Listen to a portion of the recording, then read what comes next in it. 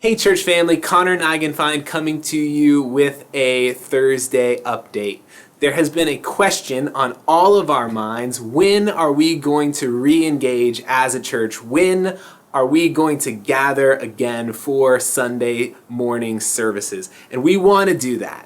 The good news is that we are allowed to gather as a church. The difficulty is that we are supposed to follow CDC guidelines. And for a church that was averaging over 700 people on Sunday morning, there are some complexities to this. Let me give you one example.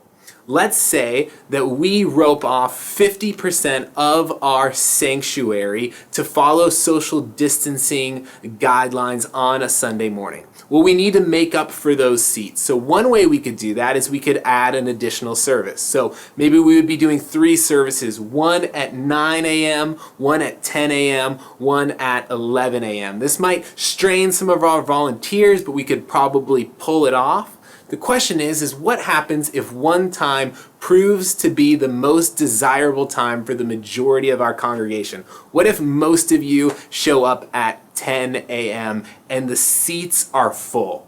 Do we do an overflow room? Do we pipe the service out on big screens in the parking lot? Do we turn people away? We don't want to do that. Do we make it a ticketed event? This is just one example that your leadership is trying to address during the season where there are a number of complexities for a church of our size as we reemerge. So we're looking to reemerge, we want to reemerge, we want to reengage on Sunday mornings, but we want to do that well. And so in a season where there are 1,000,001 opinions on what we should do and how we should do those things, would you pray for your leadership and would you give one another grace as we seek to walk through this season like Jesus? I want to end this update by thanking you for your generosity as a congregation.